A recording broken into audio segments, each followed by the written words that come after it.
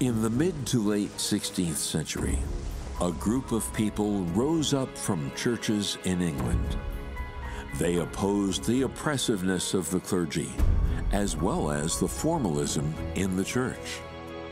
They sought a pure religious creed, a pious life, a holy church, and a free nation.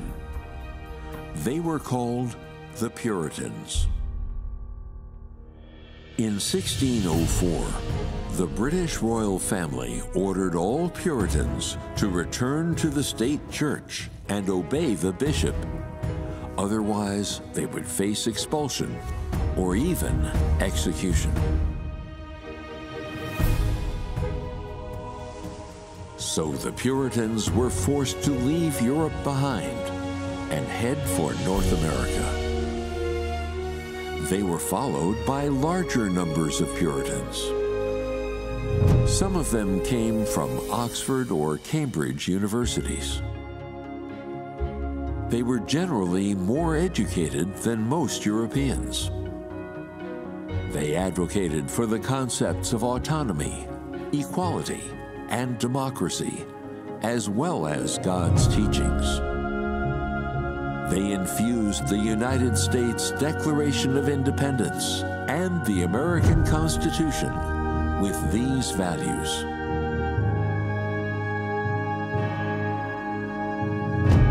Without the Puritans, the United States of America would not have come into existence, and the separation of the three powers would never have been set up.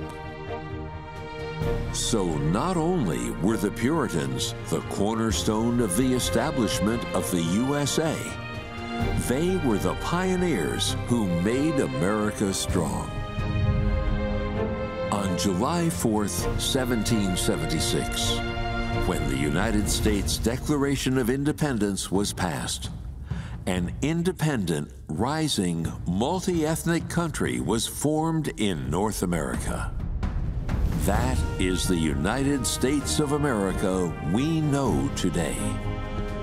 George Washington, the first president of the United States, said, "It is the duty of all nations to acknowledge the providence of Almighty God, to obey His will, to be grateful for His benefits, and humbly to implore His protection and favor."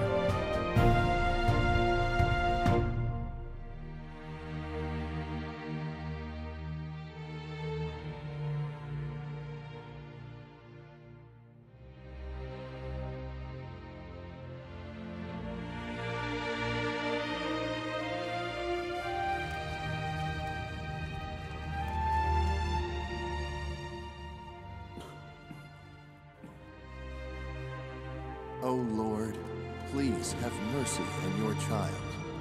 Cure him. Here and Do you know what we should plant? and everywhere, His deeds and His power can be found. His wisdom and authority. O Lord, thanks for your care. Everywhere. O Lord, thanks for your grace and blessing. You and there and everywhere. The drought persists. Please take care of your children. Please bestow rain upon us and His water our crops, wisdom and authority everywhere. Thanks be to my Lord, it rains. Hallelujah! All glory be to my All Lord. the laws and all the rules embody I'll shelter the you. words. Please allow us to lie down in your arms. Lord, be with us. And everyone, yes, every one of them reveals His wisdom. Praise the Lord. He answered our prayer. Who can escape from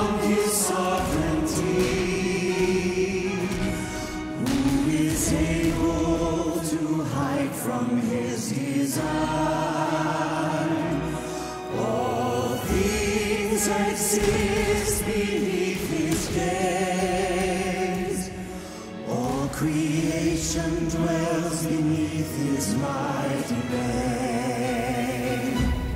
All things exist beneath his gates. All creation dwells beneath his mighty reign. Oh, glory be to our Lord forever and ever. After the Civil War, the American economy developed rapidly. In 1894, the U.S. became the country with the greatest gross industrial output worldwide. Economic prosperity in the U.S. followed the outbreak of World War I. After the war, the U.S. turned from a country in debt, owing $6 billion into a creditor country that was owed more than $10 billion. It was the most prosperous nation on the planet.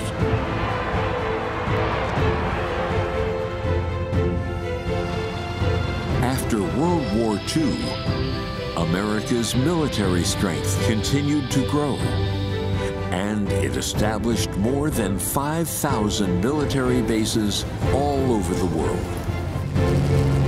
From an economic or a military perspective, the U.S. had become an undisputed world superpower. This established its political position in the world.